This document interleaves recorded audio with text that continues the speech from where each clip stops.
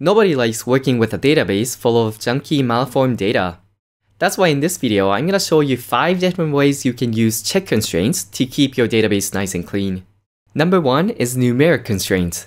Let's say we have a products table with name and price. We don't want to have a negative price, so we can use a check constraint to ensure that price is always greater than 0. And for the text column name, we can add the following constraint to make sure that the name column at least has 1 character. Let's run the SQL statement to create the table. Great, let's try to do some inserts to verify that the check constraint is working properly. Okay, so we were able to insert a mug of price 10, which is expected. Now let's try to insert an iPhone with price 0. And it tells us that it's violating the valid price constraint. Great. We can also test for empty name value. And it tells us it's violating the name length constraint.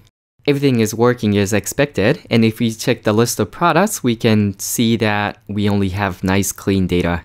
That was a pretty simple example, but you could also take 2 different columns and compare with each other within the same check constraint. Let me show you an example. So let's first delete the entire products table and start over. We can create a new products table with name and price, and let's add a 3rd column, discounted price. The idea is that discounted price should always be cheaper than the actual price, and they both should be always positive values. This can be achieved with the following check constraint, where we compare the price against the discounted price, and we also compare the discounted price against 0. We can insert a valid value and ensure that it works. Great. And we can try to insert a row where the discounted price is greater than the price, and we get an error. Of course, if we try to give out free products, we also get an error. And we can double check that only valid values are entered in our database.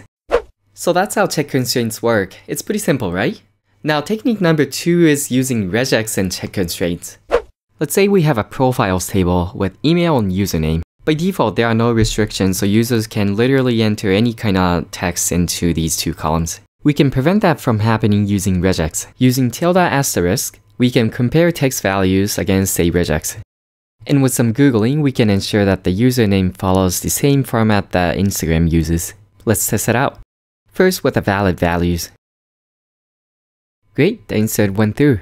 Let's modify the email and get rid of the @ symbol. And it fails, which is what we wanted. We can fix the format of the email and maybe make the username very long. And this fails as well. You get the idea. Basically, the text values have to follow the regex. The 3rd trick that I'm going to show you is with timestamps and date types. Now let's imagine we're working on some kind of social network scheduling tool. And for this, we have a scheduled post table with content and post at timestamp. And what if we want to ensure that post at timestamp is always in the future? Easy. We just add a check constraint. Now is a special keyword reserved in Postgres that represents, well, now. Let's run it and create the table. Now let's see if this actually works. It's June 27th, 2024 right now, so this July 7th post goes through. If we change the value to June 7th, it should prevent me from inserting this data. And it does. Again, simple but powerful example, right? There's another trick that I want to show you, so let's dive in. Now let's say we are working on a dating app. You have a users table with a birthday column. If you want to ensure that users are at least 18 years old, we can use a check constraint for that. We can take the now and subtract 18 years from it and compare that with the birth date the user enters. Let's try and see if this works.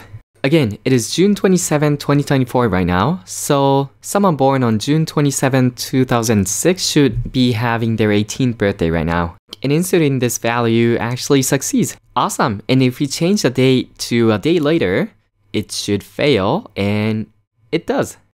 So there's a whole lot of possibilities that you can play with using check constraints and timestamp or date types. Now I'm gonna talk about enums.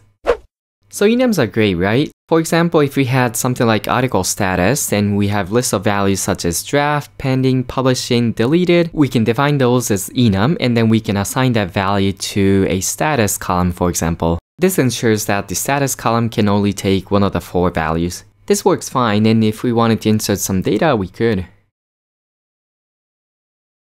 Yeah, we can double check that the values are correct by selecting all from articles.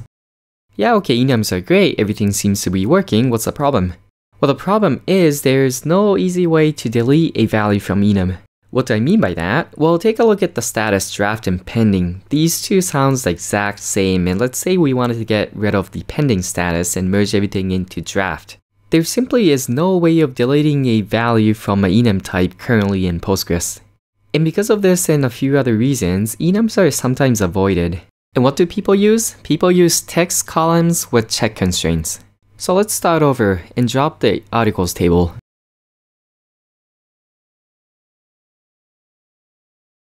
Now let's recreate the articles table with the content and status. We can add a check constraint to make sure that the status only takes one of these 4 values. Let's run it and create the table. Let's insert some dummy data. We can even insert a data where the status is pending, the status that we will be deleting later. Okay, great. Now what do we do when we actually want to get rid of the pending status? Step 1, we define a new constraint. This new constraint restricts the value of the status column to be one of the 3 values, draft, published, or deleted, so we're getting rid of pending. But since we already have a row with pending status, Postgres isn't going to allow us to add this constraint, unless we add the not valid keyword.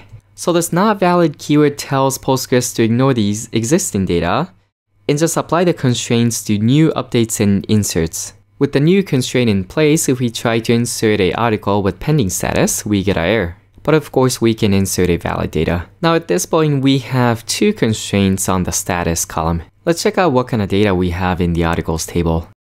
We have 4 rows, one of them having a pending status. If we wanted to migrate all the pending status to draft, we can update the table so that we update all the status where the status is pending to draft. Run the SQL and we should have successfully got rid of the pending status. Now at this point, we can tell Postgres to verify the existing rows for the new constraint. So we can call alter table articles validate constraint article status check v2. And with this, the new check constraint is completely in place, ensuring the existing data and the new incoming data both following the check constraint. And lastly, we can safely drop the existing constraint that allowed 4 different values to be present for status column. If we do query the list of articles, we have a beautiful list of articles with no pending status. So those were 4 different ways you could use check constraints to keep your database clean. The 5th trick that I wanted to share you is involving JSON and JSONB columns. I've actually done a deep dive into this topic already, so you can actually check out this video right here for the 5th trick. I'll see you around in another Postgres video.